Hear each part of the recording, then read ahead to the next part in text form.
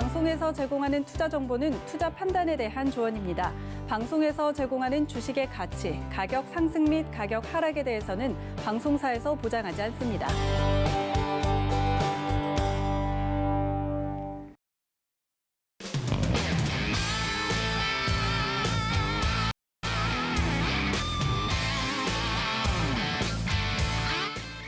안녕하세요. 해외 선물 넘버원 진행의 이수연입니다. 네, 조금 전에 출발한 뉴욕 증시 3대 지수는 혼조 출발했습니다. 다우존스 지수가 0.28% 오르면서 34,130선 지나가고 있고요. S&P 500 지수 역시 빨간불 켜내면서 두 지수 모두 신고가 흐름을 연출하고 있는 상태입니다. 하지만 나스닥 종합지수는 현재 조정세가 나오면서 14,000포인트 깨고 내려가는 그런 모습 연출되고 있습니다. WHO에서는 현재 코로나 감염률이 사상 최고치까지 다시 한번 근접하는 상태가 나오고 있다면서 아무래도 시장에 대해서 좀 걱정을 하는 그런 모습이 나오고 있는데요. 그 와중에 발표된 미국의 3월 건축 승인 건수는 예상치 175만 건을 소폭 상회한 176만 6천 건이 발표가 됐습니다. 이렇게 계속해서 경제 회복 움직임이 나타나는 가운데 시장에서는 여전히 상방적으로 힘을 실어주고 있는 그런 모습입니다. 오늘도 다양한 전략 챙겨드릴 테니까요. 1시간 동안 해외 선물 넘버원과 함께 해주시기 바라겠습니다. 참고로 본 방송에서 제공해드릴 정보는 투자 판단에 대한 조언일 뿐 해당 상품의 가치나 수익률을 보장하진 않습니다. 또 서울경제TV는 자본시장 통합법을 준수하고 있습니다. 1대1 투자 상담부터 유사 수신 행위까지 모든 불법 사항들을 엄중하게 금지하고 있다는 점 전해드리면서 오늘 함께할 마스터 화면으로 만나보시죠. 금요일장은 인트 마스터와 함께합니다. 네, 오늘은 인트 마스터 모셨습니다. 어서 오세요. 안녕하세요. 네, 머리를 미용을 하셨나 봐요. 네, 머리를 깔끔하게 잘랐습니다. 너무 잘 어울리십니다. 답답해가지고. 네. 근데 오늘 네네. 이제 나스닥이 지금 네. 되게 대세 상승장으로 좀 가고 있어가지고 네네. 일단은 오늘 좀 전략을 여러분들한테 설명드리기 전에 앞서서 최근 이제 우려됐던 네. 여러 가지 이제 걱정거리들을 제가 좀 어떤 식으로 좀 풀어가야 되는지에 대해서 좀 설명을 드리는 시간을 가져가 보도록 하겠습니다. 네, 지금 나스닥이 대세 상승장에 접어들고 있다라고 말씀을 해주셨는데 선물 시장도 지금 오늘에서 고점이 좀 나왔고요. 나스닥 종합지수 본장에서도 14,000포인트 넘기는 흐름이 어제 그렇게 연출이 됐죠. 하지만 이런 시장에서 더욱더 조심해야 할 것들이 있다라고 말씀을 해주신 만큼 오늘자 전략 기대해 보도록 하겠습니다. 해외 선물 넘버원과 함께 하실 수 있는 방법은 전화번호 02-3153-2611, 2612번, 문자번호 샵 0082번, 그리고 유튜브 라이브까지 함께하고 있고요. 우리 인트마스터의 선물 전략, 방송 외에도 함께 들어보고 싶으신 분들은 노란톡 오픈 채팅방 검색창에 해외 선물 넘버원 서울경제라고 입력하고 들어주시면 되겠습니다. 저희는 바로 해외 선물 나우 코너로 이동해 볼게요.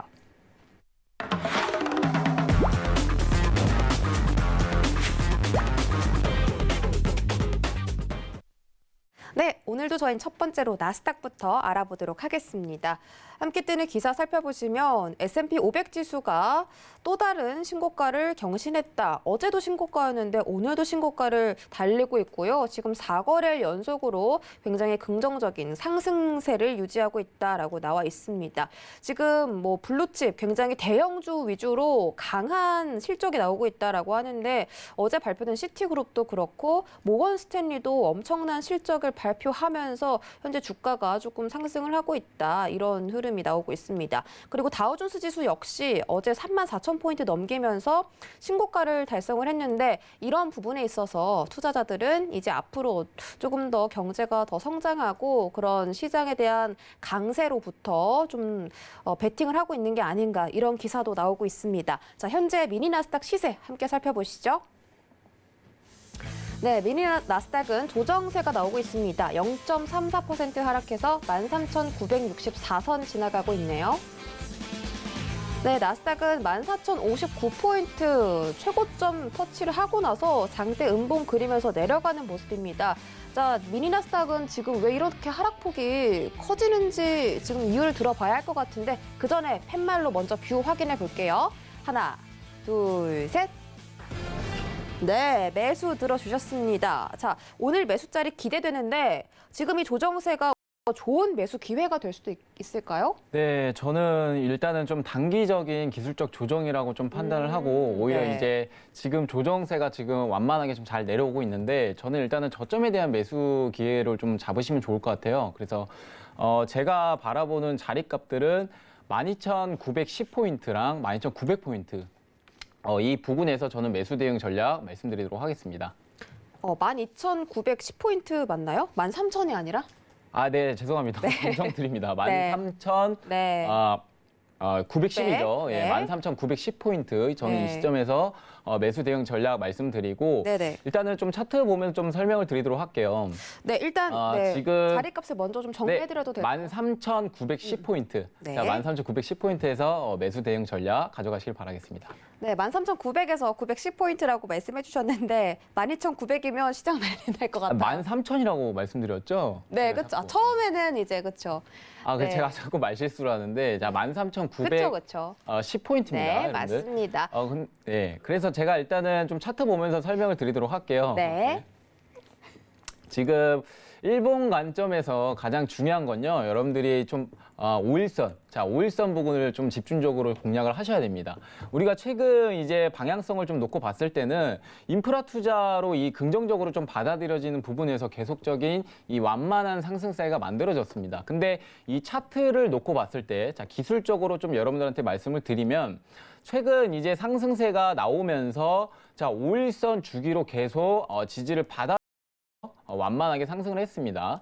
근데 이게 이제 5일선 이탈 부분이 어디 부분에서 좀 나왔냐면 이제 가장 중요한 4월 13일 캔들입니다. 일단 정고점 포인트 자체가 13,880부근이었는데 자, 이 부분이 2월 16일 날이었어요, 여러분들. 2월 16일 날에 고점을 찍고 한번 조정 포인트가 크게 만들어졌는데 자, 다시금 이 인프라 투자가 긍정적으로 받아들여지면서 자, 오히려 정고점을 오히려 최고치를 좀 갱신하는 그런 모습을 보여줬었죠.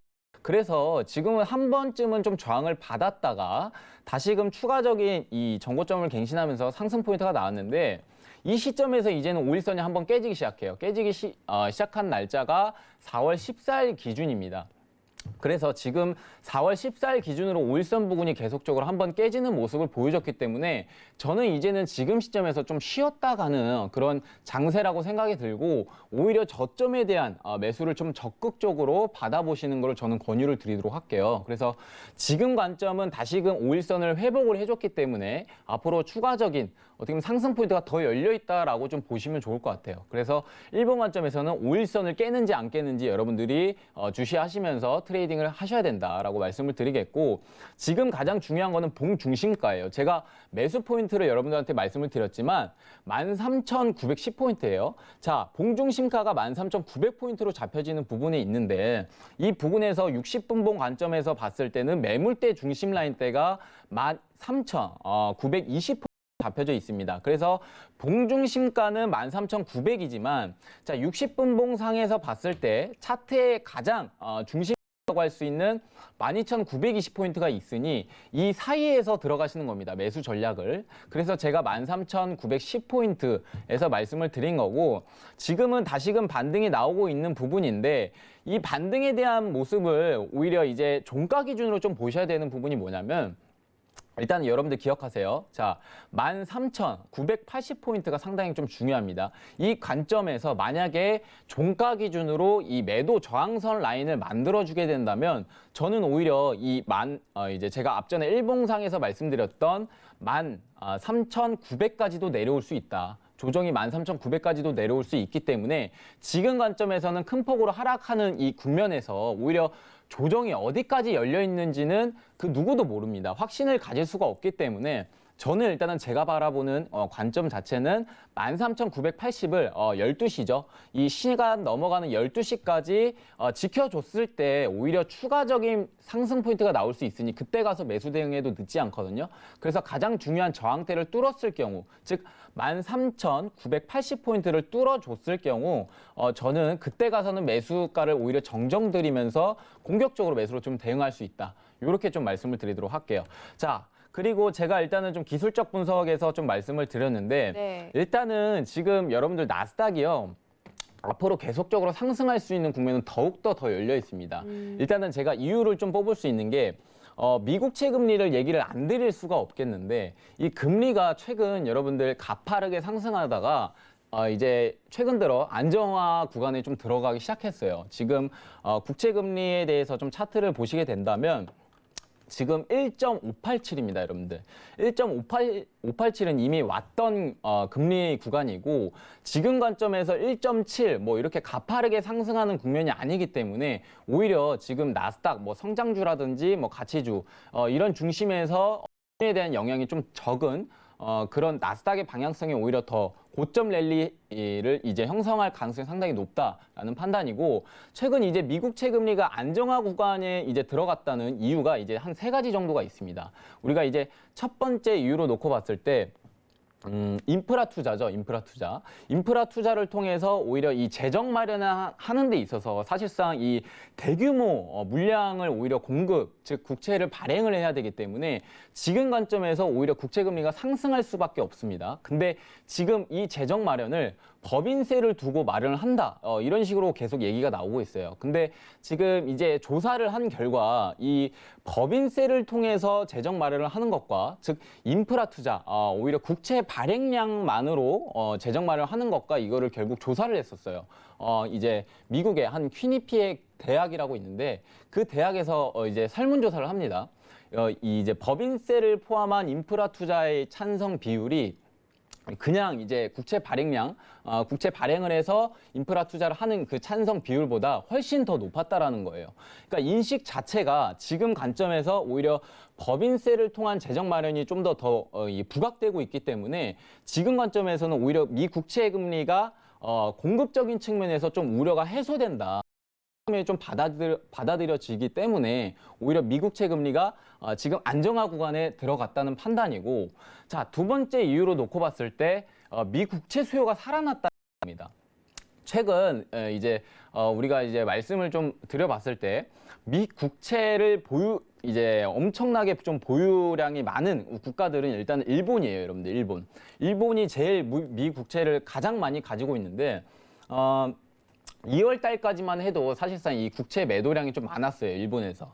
그래서 한 2조 국채 물량을 거의 다 던졌었는데 최근 들어 1.7조 정도의 이 국채를 다시 매수를 했다는 그런 얘기들이 계속 나오고 있어요. 근데 팩트예요. 지금 팩트로 일본은 국채 매수를 하고 있는 와중에 있고, 다른 이제 여타 뭐 유럽 국가들이라든지 이 미 국채, 즉 장기물에 대한 중심으로 수요가 계속적으로 살아나고 있어요. 제가 이런 얘기를 왜 말씀을 드리냐면 미 국채를 계속적으로 사려는 사람이 많았을 때 오히려 금리가 상승하는 거를 좀 제한을 준다라는 거거든요. 이게 국채 가격이 오히려 오르게 되니까 사실상 사려는 사람이 많다 보니까 국채 가격은 올라가게 되고 국채 금리는 오히려 떨어지게 돼 있습니다. 이거는 시장에 대한 원칙인데 결국적으로 지금 수요가 많아지다 보니까 국채 금리가 안정화에 들어섰다는 판단이에요. 그래서 지금은 되게 뭔가 증시 상황으로 놓고 봤을 때 되게 우호적인 환경이 만들어지고 있다. 이렇게 좀 여러분들한테 판단 드릴 수가 있겠는데, 그래서 제가 말씀을 드리는 거는 오히려 지금 기술적 조정이 내려온다라고 했을 때 오히려 지금 매수에 대한 관점 트레이딩을 가져가시길 바랄게요. 이게 훨씬 더 유리하게 전략을 가져가시는 거니까 여러분들 꼭 명심해 주시면서 이제 대응을 하시길 바라겠습니다.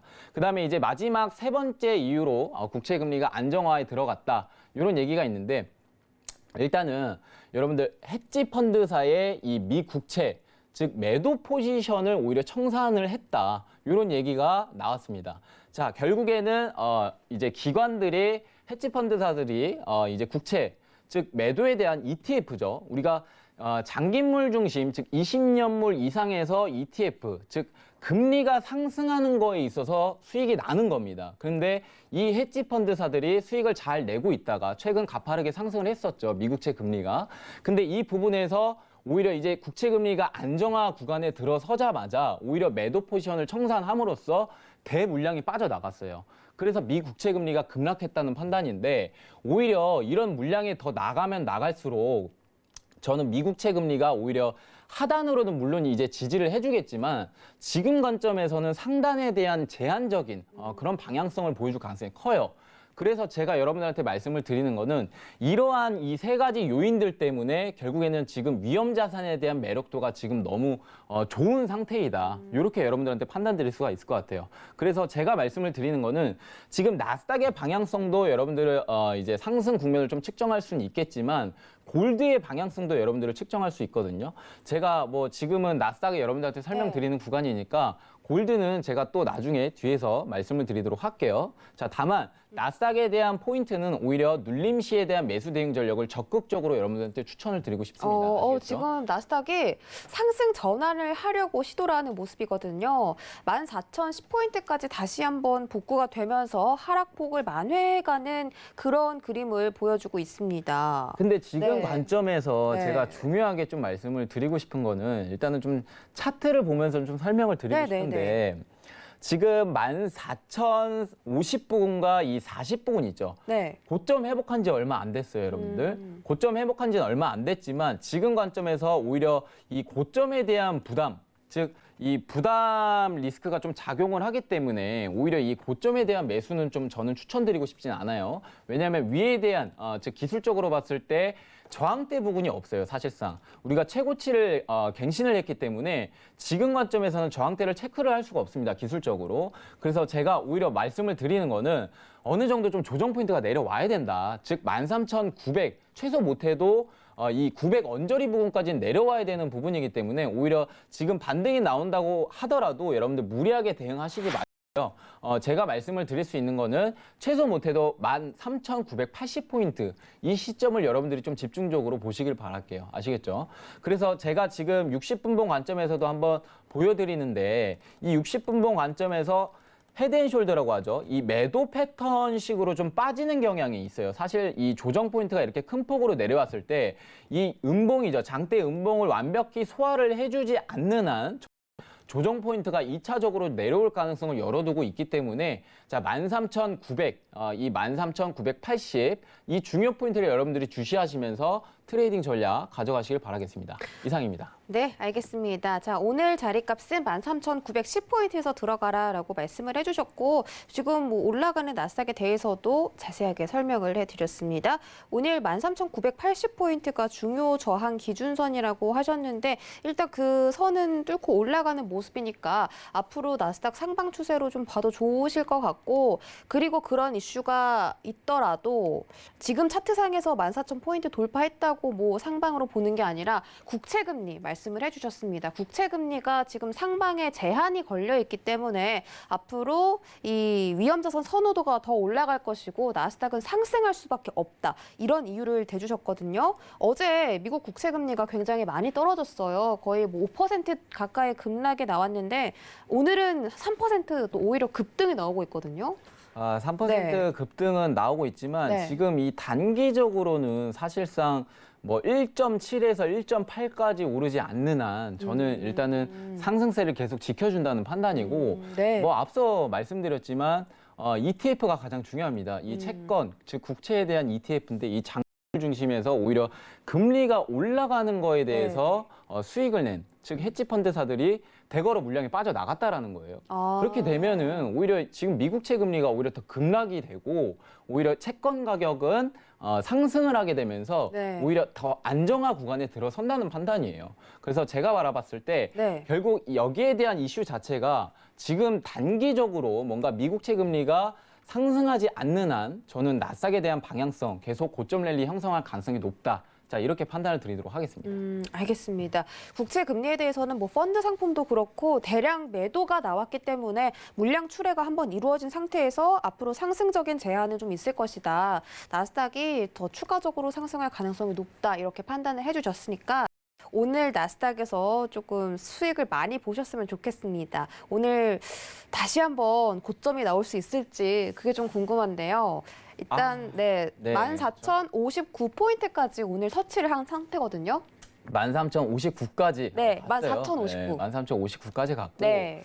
근데 뭐 일단은 뭐 금요일장이라서 사실 지금 아. 오늘장 같은 경우에는 좀 쉬어가는 타임으로 좀 가져가시길 바랄게요. 근데 오늘 거래가 많이 없어요. 네, 금요일장이라 사실 뭐 거래량이 그렇게 크게는 없는데 네. 저는 오히려 오늘은 좀 쉬어가는 전략으로 좀 잡아가시고 만약에 이 자리가 제가 앞전에 말씀드렸던 이 매수가 자리가 안 온다라고 했을 때 네. 저는 오히려 여러분들이 좀 보수적인 마인드로 좀 대응하시길 권하겠고 제가 뭐 앞서 말씀드렸지만 지금 관점에서 대응한다는 것 자체가 너무 이 부담스러운 위치예요. 사실 14,000포인트를 갱신했기 때문에 위에 대한 저항대도 별로 없어요. 그래서 이미 이제 한번 고점을 갱신한 즉 13,060포인트까지는 올라왔기 때문에 네. 지금은 이제는 또 다시 쉬어가는 타임으로 받아들여질 수 있거든요. 그래서 제가 바라보는 거는 일단은 5일선입니다. 5일선. 이 5일선에 대한 이격도가 지금 벌어져 있어요. 그러니까 이게 우리가 캔들과 이격도 뭐 제가 이제 방송을 하면서도 말씀을 드렸지만 단기적으로 바라보는 건 사실상 일봉 이 데이 트레이딩 관점에서 좀 바라보시는 게 가장 중요하거든요. 네. 그래서 이 일본 관점에서 봤을 때 5일선이 계속 이탈되는 모습을 보여줬었잖아요, 최근. 그래서 저는 오히려 이제 다시금 한번 이탈이 나올 가능성도 열어두고 있기 때문에 최소 못해도 조정이 좀 내려오려면 5일선까지는 좀 내려와야 된다라는 생각이에요. 그래서 이 5일선 부근까지 내려온다라고 했을 때 오히려 매수에 대한 기회를 줬다라고 생각을 하시면 좋을 것 같고 네. 지금 관점에서는 고점에 대한 부담감이 좀 있다. 왜냐하면 지금 캔들과 이동평균선 즉 단기 5일선 간의 이 이격도 이 공간이 어느 정도 벌어져 있기 때문에 사실 이 캔들과 이동평균선 5일선 간의 이 습성은 사실 자석이거든요. 자석이라서 사실 이 캔들과 좀 많이 벌어져 있으면 요거를 좀 채우려는 습성이 있어요. 그러면 그거를 만약에 이 아래 즉 하방으로 열려 있는 이 공간이 많이 벌어진다라고 했을 때 우리는 이격 조정이라고 합니다. 이격 조정. 네. 그래서 지금 관점에서는 이격 조정이 좀 내려와야 된다라는 판단이고 그래서 제가 말씀을 드린 거는 이번에 봉중심가 일봉의 봉중심가를 체크를 하셔라. 13,900포인트 이 구간이 저는 상당히 중요하다는 판단이에요. 그래서 이격 조정이 내려온다라고 했을 때 자, 저점 매수 기회로 삼으시면 훨씬 더 유리하게 트레이딩 하실 수 있다라고 정리해 드리도록 하겠습니다. 네, 알겠습니다. 나스닥은 일봉상 중심성 값인 13,900포인트 그 부분 지지하는지 돌파하는지 잘 체크해 보셨다가 매수 진입하시고 큰 수익 얻어 가시길 바라겠습니다. 저희 다음 상품 골드 알아보도록 할게요. 자, 함께 뜨는 기사 살펴보시면 골드가 지금 7주 만에 최고치 부근 있다고 하고요. 지금 국채금리가 조정을 받으면서 골드가 강세를 실어가고 있다라고 나와 있습니다. 7주 만에 최고치 부근이고 또 이 12월 중순 이후로 가장 큰 상승세를 얻어간 그런 한 주였다. 그리고 이 국채금리가 많이 떨어지고 달러 역시 조정을 받으면서 지금 귀금속에 대한 매력도가 높아지고 있다. 이런 설명입니다. 골드 시세 함께 체크해 보시죠. 네, 골드 가격은 0.69% 상승해서 1,778.8달러 선 지나가고 있습니다. 네, 골드는 모두의 예상을 빗나가고 계속해서 상승 흐름을 연출해주고 있습니다. 뷰 한번 볼게요. 하나, 둘, 셋. 네, 골드 매수 들어주셨습니다. 골드는 이제 아예 방으로 잡힌 건가요? 저는 네. 사실 골드 트레이딩이 제일 저는 좀 생각이 많은데요. 네. 지금 골드 트레이딩을 한다라고 했을 때 네. 솔직히 제가 이제 제 개인적으로 열어둔 이 고점 값은 1780 구간에서 1790 구간이에요. 그래서 물론 이제 제가 매수 의견을 드렸지만 네. 지금은 가파르게 매수가 상승 중에 있다 보니까 저는 매수 의견을 드린 건데 일단은 매수가부터 여러분들한테 좀 말씀을 드리도록 할게요. 저는 1760대 구간 매수 저는 의견을 말씀을 드리도록 하겠습니다. 네. 1760 구간이요? 네, 1760 구간. 알겠습니다. 그럼 80에서 90달러 중요하다고 말씀해 주신 건 어떤 자리값이죠? 저는 일단은 진짜 장기적인 추세로 놓고 봤을 때 1780에서 1790 구간 좀 중요하다라고 말씀을 드린 건데 우리가 이제 일본 관점에서 놓고 봤을 때 매도에 대한 채널이 아직은 상단까지는 많이 열려 있는 상태예요. 근데 이게 이제 주봉 따라 바뀐 거거든요. 네. 그러니까 우리가 이제 주봉을 보게 된다면 추세 자체가 저점 평가는 거의 다 나왔다라는 판단인데 사실 여기에 대한 공간이 좀 어느 정도 있죠. 이 추세봉에서 봤을 때, 이 추세선에 봤을 때. 근데 지금 뭐 앞서 이제 서두 나스닥에서 이제 앞서 말씀을 드렸지만 지금은 미국채 금리가 안정화 구간에 좀 들어서는 구간이기 때문에 사실 이 골드의 상승을 피할 수가 없습니다. 네. 이제 달러가 지금 단기적으로 약세 전환으로 좀 접어들었지만 제가 여러분들한테 좀 누누이 말씀을 드리는 거는 일단은 여러분들 골드의 이 방향성이 어떻게 나오냐면 일단 첫 번째로 달러에 대한 방향성을 보고 지금 판단이 나옵니다. 즉 이 달러가 지금 상승할 수 있는 그런 요인을 놓고 본다면 일단은 달러가 약세 전환으로 좀 접어들어야 됩니다. 접어들어야 되고 두 번째로 놓고 봤을 때 자, 미국채 금리가 가파르게 상승하지 않고 오히려 제한적인 움직임을 보여준다라면 골드의 상승 포인트 시점이 돼요. 지금은 두 가지 조건이 충족이 되고 있죠. 달러에 대한 방향성도 자, 약세 전환으로 좀 접어들었고요. 그다음에 미 국채 10년물 금리도 최근 안정화 구간에 좀 들어섰다는 판단이에요. 그래서 물론 이제 제가 여러분들한테 좀 말씀을 드리고 싶은 거는 달러에 대한 얘기를 좀 드리고 싶어요. 달러. 우리가 달러로 놓고 봤을 때 즉 성장과 금리로 좀 나눠볼 수가 있겠는데 네. 우리가 이제 작년 말이죠. 작년 말에 성장이 되기 전에 즉 백신이 보급이 되기 전 어떤 예상을 했냐면 사실상 이 성장은 오히려 느리게 흘러갈 갈 것이다. 즉 백신이 보급되기 전까지 느리게 갈 것이다라는 거를 좀 전망을 했었고 거기에 따른 결국 이제 부양을 계속적으로 해야 되니까 이 부양 정책을 통한 화폐 공급량이 늘어나기 때문에 금리를 올리지는 못할 것이다. 금리가 계속 낮은 구간에 있을 것이다라는 판단인데 사실상 지금 백신이 이제 보급이 되고 이 경제 성장이 계속적으로 이 두드러지는 국면에서 사실상 이 달러가 약세 전환이 아닌 오히려 강세 현상이 나타났다라는 거죠. 그러니까 우리가 이제 첫 번째 이유 성장입니다. 성장. 결국에는 미국의 이 백신 보급화가 가속화되고 결국에는 뭐 여러 가지 1차 부양책과 뭐 이제 집단 면역이 형성이 되고 여기에 대해서 이제 재개 속도가 좀 빨라짐에 따라서 이 달러가 오히려 반등이 좀 나왔다라는 건데 사실상 여기에 대한 이제 투자죠. 미국에 대한 투자 매력도가 올라간 겁니다, 여러분들. 다른 나라들에 비해 지금 다른 여타 이제 뭐 나라들에 비해 이 경제 속도가 더 빠르게 회복을 하고 있기 때문에 지금 관점에서는 달러 수요가 오히려 상승을 한다라고 좀 보시면 좋을 것 같은데 최근 이제 미국채 금리도 가파르게 상승을 했었죠. 그러면 성장도 올라가고 금리도 올라가고 이 국면에서 봤을 때 오히려 달러에 대한 리플레이션 현상이 좀 발생됨으로써 강세 현상이 나타난다라는 판단인데 이렇게 됐을 때는 사실 골드가 하락할 수 있는 국면이죠. 왜냐하면 달러가 상승을 하게 되니까 골드가 하락으로 더 열려 있다는 판단인데 우리가 지금 관점에서 봤을 때 결국 단기적인 뭐 이제 방향성은 그렇게 판단드릴 수가 있지만 우리가 중장기 관점에서 바라봐야 돼요, 여러분들. 중장기 관점. 제가 말씀을 드리고 싶은 건 뭐냐면 중장기 관점에서 달러의 이 방향성을 놓고 말씀을 드린다면 최근 미국은요 즉 부채 비율이 상당해요, 여러분들. 부채 비율이 상당하고 지금 무역 적자도 사상 최고 수준입니다. 근데 우리가 지금 이러한 상황에서 봤을 때 달러는 물론 강세 현상이 나타날 수 있지만 지금 관점에서 즉 중장기 관점에서 여러분들한테 말씀을 드릴 때는 오히려 이렇게 부채가 커지고 즉 무역 적자가 이렇게 계속적으로 사상 최대 수준으로 좀 올라왔을 경우에는 금리를 가파르게 오르지는 못할 것이라는 판단이에요. 그래서 이 미 국채 금리, 즉 금리가 오르게 될 경우 이 달러를 가지고 있는 이 매력도가 넘치겠지만 금리가 어느 정도 내려가는 구간에서는 사실상 달러에 대한 매력도가 없어져요. 그래서 이 달러에 대한 수요도 떨어지기 때문에 그 부분에서는 오히려 중장기 관점에는 약세 전환, 약세로 좀 흘러갈 방향성이 오히려 더 크다라고 말씀을 드리겠고 제가 이 말씀을 여러분들한테 왜 드리냐면 여러분들은 달러에 대한 방향성은 물론 이제 체크를 해볼 수는 있겠지만 지금 관점에서는 오히려 미 국채 금리가 상당히 중요하다라는 판단이고 오히려 이제 미국채 금리는 상승에 대한 전망이 더 열려 있습니다.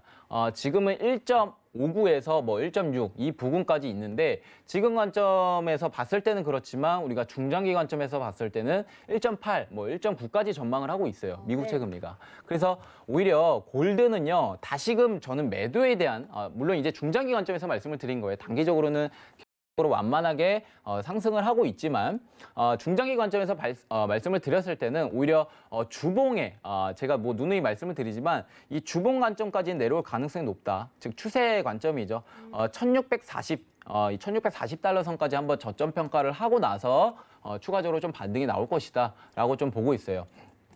일단은 좀 결과론적으로 말씀을 드렸을 때는 단기적인 매수에 대응 전략이 훨씬 더 유리하게 지금 관점에서, 그러니까 중장기 관점에서 말씀을 드렸을 때는 오히려 매도 전략이 좀 더 유리하다. 이렇게 좀 말씀을 드리도록 할게요. 그래서 제가 매수가를 한번 이제 좀 정확하게 1760달러 선에서 좀 말씀을 드렸었는데 오히려 1760달러 선보다 공격적으로 받아볼 수 있는 라인대는 있어요. 근데 지금 라인대로 놓고 봤을 때 1770 구간인데 이 시점에서 저는 오히려 좀 짧게 수익 실현을 좀 가져가시길 바라겠고 오히려 이제 지금 관점에서는 고점 평가가 좀 나와야 된다라는 판단이에요. 앞서 말씀드렸다시피 1780대 구간과 1790대 이 선에서 오히려 저항선을 좀 체크해 줄 가능성이 상당히 크다라고 좀 바라보고 있고 오히려 이 시점에서 앞서 이제 나스닥처럼 이 헤드앤숄더, 즉 매도에 대한 패턴이죠. 이 매도에 대한 패턴이 오히려 고점부터 좀 낮아지는, 고점이 이제 조금씩 낮아지는 패턴을 오히려 헤드앤숄더 패턴이라고 말씀을 좀 드릴 수가 있겠는데 이 매도 패턴과 즉 쌍고점, 고점에 대한 저항대죠. 오히려 이제 쌍고점이라고 하는 거는 결국 고점의 저항을 2번 받아준 패턴이라고 얘기를 드릴 수가 있겠습니다. 그래서 이러한 관점, 즉 어디 구간에서 1780 구간과 1790달러 이 구간에서 오히려 이러한 패턴을 완성을 해준다라면 일단은 단기적인 고점을 좀 확인해 주었다라고 생각을 하시고 매도에 대한 대응 전략도 여러분들한테 말씀을 드리도록 할게요. 다만 지금은 아직 고점 평가가 아직 안 나왔기 때문에 오히려 단기적인 매수 포인트로 가져가시는 게 훨씬 더 유리하다라고 말씀을 드리도록 하겠습니다. 네, 알겠습니다. 골드에 대해서 차트 분석 자세하게 해주셨는데 중장기적으로는 중장기적으로는 매도 뷰를 봐주셨고 단기적으로는 매수 뷰를 봐주셨어요. 지금 말씀을 하시는 동안에 골드가 1780달러를 돌파했는데 80에서 90달러 단기적으로 잘 지켜보시라라고 말씀드렸고 국채금리가 앞으로 1.7에서 8까지 올라올 수 있는 가능성이 크다. 그렇기 때문에 골드는 하방으로밖에 갈 수 없지만 지금 차트상에서는 상향으로 방향을 잡았기 때문에 단기적인 상승을 바라보고 계시고 오늘의 매수가는 1760달러다라고 다시 한번 정리해 드리도록 하겠습니다. 자, 저희 다음 상품 크루드 오일 살펴볼게요. 함께 뜨는 기사 살펴보시면 오일이 4줄의 최고치 부근에 근접했다. 수요에 대한 부활 때문인데요. 오일은 이번 주에만 상승률을 보였다고 합니다. 총 6%가 오른 건데 오일 수요에 대한 전망도 굉장히 좋아졌고 그리고 중국과 미국의 지표가 또 굉장히 좋게 나오면서 강한 경제 회복 기조가 보이고 있다. 그래서 오일에 대한 수요 회복이 기대가 커지면서 지금 상승세를 보이고 있는 것 같은데요. 현재 가격대 함께 살펴보시죠. 네, 크루드 오일 가격에서는 조정이 나오고 있습니다. 0.8% 하락해서 63달러 선 지나가고 있습니다. 네, 오일 뷰 바로 체크해 볼게요. 하나, 둘, 셋. 네, 오일도 매수입니다. 지금 세 상품 모두 연속 매수가 나왔는데요. 오일은 어느 자리에서 들어가 보면 좋을까요? 오일은 제가 일단은 두 자리 좀 말씀을 드리도록 할게요. 두 자리 좋습니다. 자, 두 자리 말씀을 드리겠고, 네.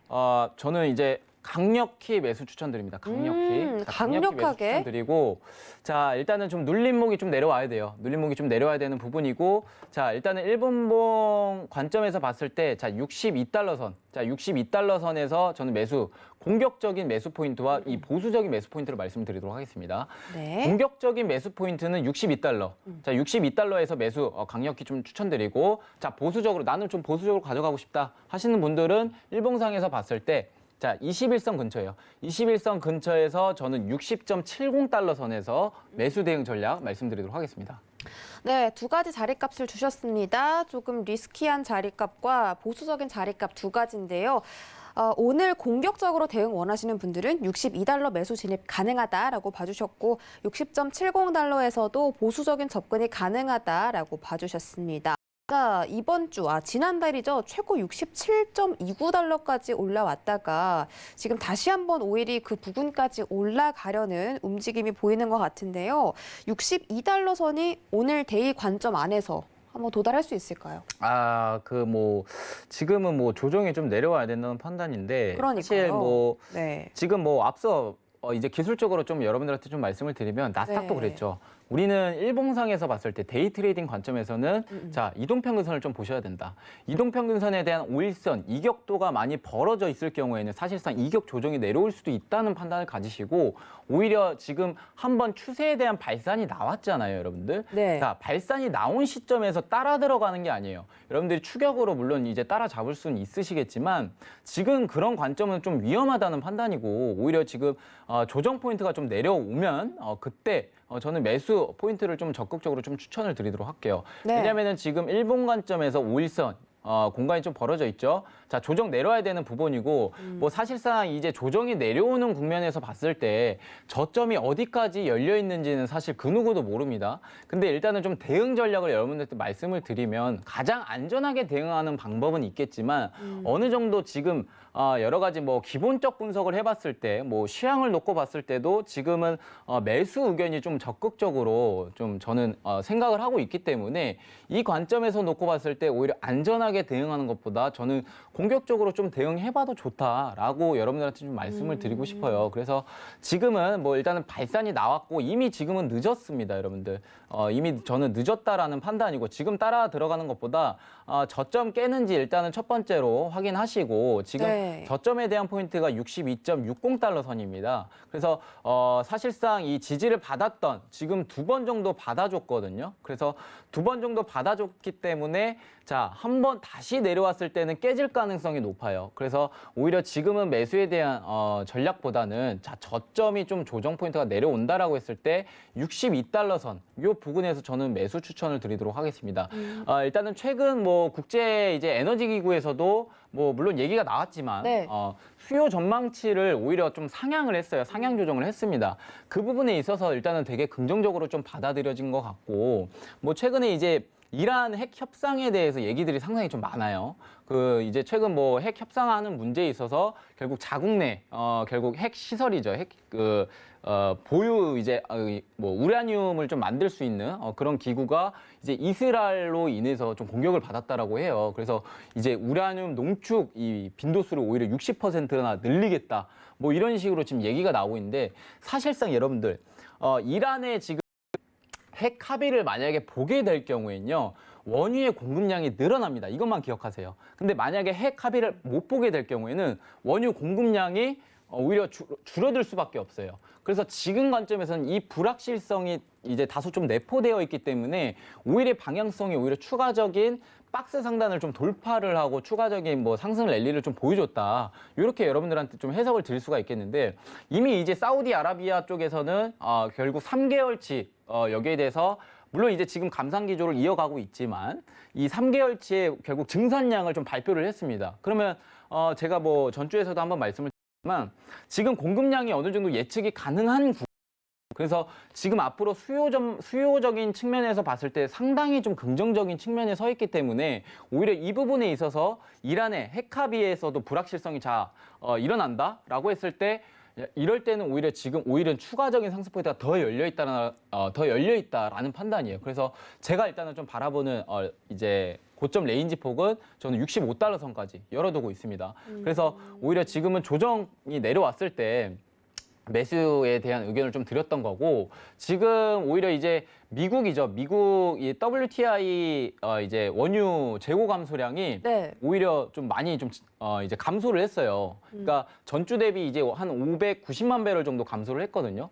그러니까 지금 미국에 대한 원유 이 감소량 자체도 지금 크루드 오일에 영향을 좀 상당히 많이 받습니다. 그래서 이 부분에 있어서도 지금 정제 가동률도 계속적으로 오히려 증가하고 있어요. 그러니까 이렇게 될 경우에는 사실 지금 이 수요가 좀 늘어났다라는 거죠. 그래서 지금 공급적인 문제가 생기고 수요적인 측면이 오히려 이 수요를 공급을 오히려 해결을 해주지 못했을 때 오히려 오일은 더 큰 폭으로 좀 상승할 가능성이 있다라는 판단이고 지금 기술적 분석에서 드렸을 때 저는 21선, 이 선이 깨지지 않는다라는 판단이에요. 왜냐하면은 많은 시간 내에 박스권을 만들어 줬기 때문에 이 박스권 이후 돌파라는 거는 가장 의미 있는 추세거든요. 그래서 제가 바라봤을 때는 오히려 오일은 상단 레인지 65달러 선까지 열어두시고 지금 관점에서는 박스에 대한 상단이죠.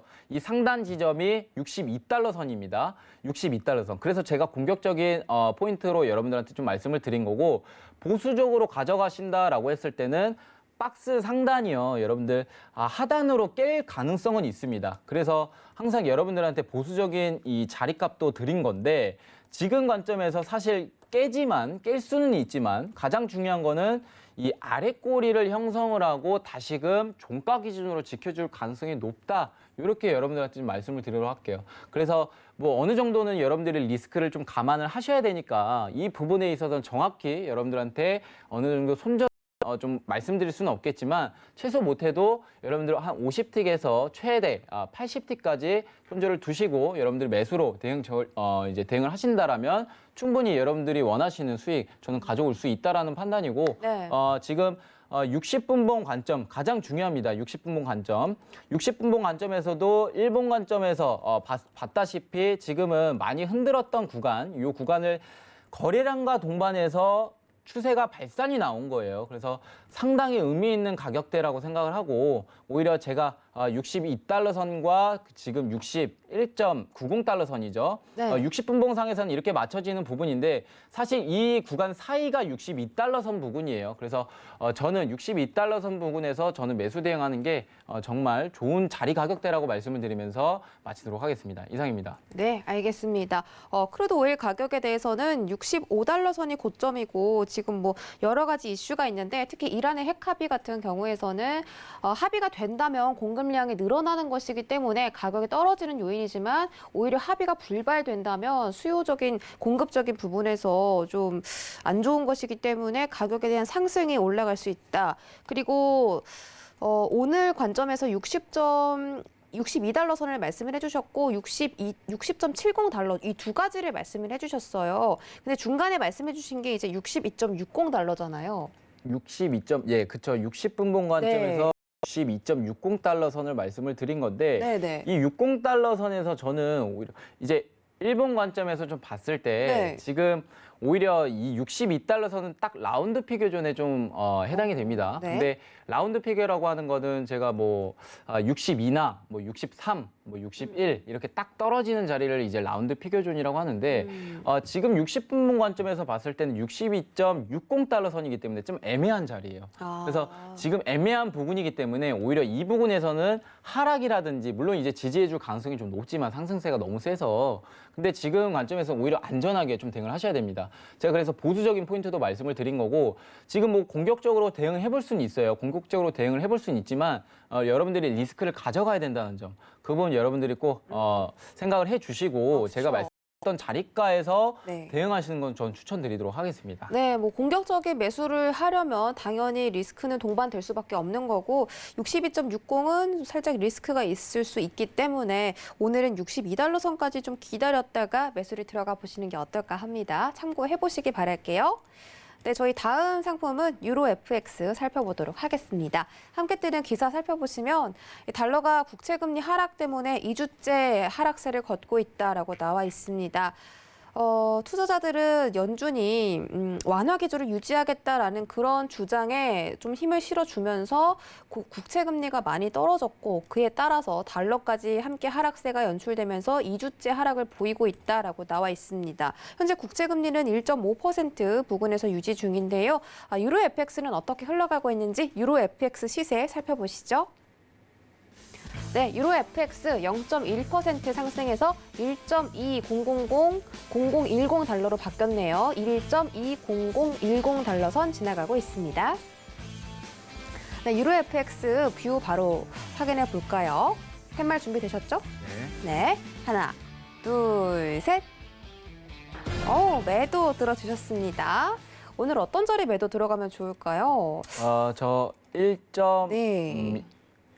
좀 말하기가 좀 어려운데 네. 1.2400, 1.400 근처에서 매도 대응 전략 말씀드리도록 하겠습니다. 1.20400 달러에서 매도 진입 가능하다 네. 보셨고, 1.20000 넘었어요, 지금. 오늘 처음 넘은 이제 간만에. 처음 넘었지만 이게 여러분들이 물론 이제 단기 분봉상에서는 계속 상승을 하고 있어요. 근데 지금 달러가 약세에 접어들었음에도 불구하고 유로가 계속적으로 상승하는 국면인데 제가 바라봤을 때 저는 일단은 매도로 좀 빠진다라는 판단이에요. 그러니까 결국에는 뭐 달러가 지금은 뭐 약세 전환 접어들었다고 하더라도 지금은 경제적인 상승에도 불구하고 네. 달러가 뭐 떨어지지도 않고 오히려 상승을 하고 있습니다. 근데 이 부분에서도 저도 지금 맞다라는 판단인데 오히려 지금은 미국채 금리예요. 근데 우리가 뭐 유로 FX로 놓고 봤을 때 유로존의 경기를 안 볼 수가 없는데 최근 이제 영국의 백신 보급화 속도가 상당히 좀 빨라지고 있다라고 해요. 그래서 이 부분에 있어서는 사실상 이 펀더멘탈적으로 봤을 때 이 통화 가치가 올라갈 수 있는 부분 이러한 요소가 되지만 지금 프랑스나 독일 같은 경우에는 오히려 백신 보급 속도가 상당히 좀 느려지고 있습니다. 근데 이 부분에 있어서 오히려 이 경제 전망, 즉 경제 성장 측면에서 봤을 때는 유로존이 지금은 앞으로 좀 많은 시간이 좀 걸릴 것이라는 판단이에요. 그래서 지금 관점에서 뭐 60분봉 이런 차트를 놓고 봤을 때 V자 반등이 그렇게 크게 한번 나왔잖아요. 근데 일본 관점에서 놓고 봤을 때는 아직 저항선에 부딪히는 자리예요. 그래서 이 부분에서는 오히려 저는 다시금 매도세가 연출될 가능성이 높다라는 판단이고 저는 유로존 같은 경우에는 앞으로 경제 성장 이런 속도가 앞으로 더뎌지게 느리게 좀 회복을 할 거기 때문에 이 국면에서 봤을 때는 유로가 좀 상승할 수 있는 거는 좀 제한적이다. 유로화가 상승할 수 있는 건. 그리고 뭐 앞서 이제 달러에 대해서도 한번 말씀을 드렸지만 달러도 지금 계속적으로 강세 현상의 이 측면에서는 계속 상존되어 있어요, 여러분들. 앞으로 이제 뭐 이제 3월 판매부터 해가지고 실업수당 청구 건수라고 하죠. 이 실업수당 청구 건수가 오히려 예상치를 완전히 큰 폭으로 하회를 했는데 이 부분에 있어서 봤을 때는 달러가 되게 긍정적으로 받아들여지는 부분. 그래서 오히려 이 강세 현상을 또 한번 다시금 나타낼 수 있는 부분에서 여러분들한테는 이제 유로 FX죠. 유로 FX는 매수 시점 드리지는 않도록 할게요. 지금은 추세도 너무 많이 나왔던 자리값도 이제 너무 많이 나왔고 사실상 지금은 이제 매수받기에는 좀 늦었습니다. 오히려 늦었다라는 생각이고 지금 뭐 사실상 매수 추세가 강하지만 이 매수로 좀 들어간다라고 했을 때도 여러분들 수익 실현 크게 못 보거든요. 네. 그러니까 우리가 심리적으로 봤을 때 이렇게 큰 상승을 했으면 나스닥처럼 너무 이 부담스러운 위치값이기 때문에 우리가 막상 매수로 들어가서 체결이 됐다고 하더라도 큰 수익을 보지 못해요. 그래서 제가 여러분들한테 말씀을 드리는 거는 최소 못해도 저는 크게 수익 보시라고 말씀을 드리고 우리가 추세적 관점으로 놓고 봤을 때는 지금 달러에 대한 방향성 앞으로 강세 이런 강세 현상도 상존하기 때문에 이 부분에 있어서 저는 유로에 대한 매수 시점을 드리지 않고 매도 시점을 드리도록 하겠습니다. 그래서 네. 앞서 말씀드렸다시피 1.20400 라인대, 20400 라인대에서 저는 매도 추천을 좀 드리겠고 지금은 이제 5일선 부근이 좀 뚫리고 있는데 위에 이제 앞으로 이 61선 이평선과 121선에 대한 이 이평, 즉 중장기 관점에서 저항대로 자리하고 있어요. 그래서 기술적으로 봤을 때도 우리가 유로를 매도로 잡기에는 가장 좀 효율적인 자리라고 생각이 들어서 오히려 지금 관점에서는 매수보다는 매도에 대한 의견을 드리면서 마치도록 하겠습니다. 이상입니다. 유로 FX는 오히려 상방보다는 하방적인 추세가 더 강할 수도 있다. 이런 말씀이신 것 같은데요. 달러가 약세다 보니까 유로 FX가 상대적으로 많이 올라가고 있는데 지금 뭐 경제적인 전망으로 봤을 때 유로 FX가 상승보다는 조금 더 이 제한적인 그 저항선에 부딪힐 가능성이 높지 않을까 이렇게 시사를 해주셨거든요. 현재 1.2000선 깨고 내려가서 1.19975달러 선 지나가고 있습니다. 자, 1.20400 달러 선이 오늘자 매도 진입 가능 뷰고요. 아무래도 고점까지 좀 올라오다 보면은 뭐 다른 모든 상품들이 그렇겠지만 기술적인 조정이 분명히 나옵니다. 그렇기 때문에 유로 FX도 오늘은 매도뷰를 주셨다는 점. 네, 죄송한데 네. 제가 좀 자리값을 네. 한번 더 드릴게요. 좋습니다. 지금 네. 1.24000 라인대를 매도가를 한 번 더 말씀을 드렸는데 네. 제가 한 번 더 말씀을 드리면 네. 자, 1.22000 라인대 이 부근 라인대도 저는 매도 전략을 추천드리겠고 네. 최소 이제 가져가는 시간으로 놓고 봤을 때 데이 트레이딩 가져가지 마시고 오히려 네. 저는 오버로 좀 가져가시길 바랍니다. 오버나이스로. 오버라는 거는 네. 계속 길게 가져간다라는 거죠. 그래서 네. 저는 그렇게 매도에 대한 의견 말씀드리면서 마치도록 하겠습니다. 끝까지 자리값을 챙겨 드리려고 이렇게 잠시만요 하고 주셨는데 1.20200 선까지 유로 FX 매도 진입 자리값 챙겨 드리도록 하겠습니다. 자, 1시간이 벌써 훌딱 지나가서요. 자, 오늘은 좀 맞춰야 될 것 같은데 우리 인터마스터님 오늘 자리값 많이 챙겨주셔서 감사드리고요. 네, 1시간 동안 고생하셨으니까 빨리 보내드리도록 하겠습니다. 고맙습니다. 네, 감사합니다.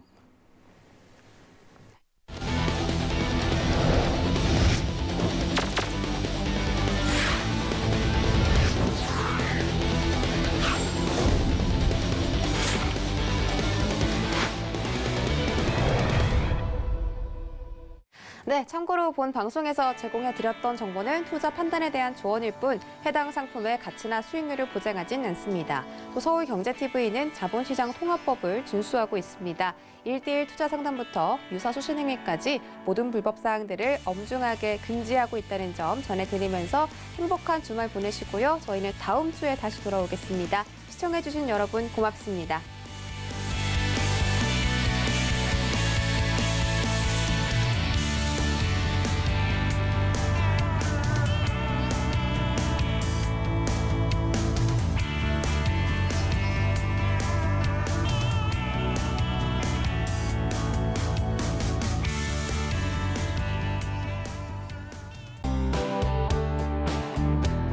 본 방송에서 제공하는 투자 정보는 투자 판단에 대한 조언입니다.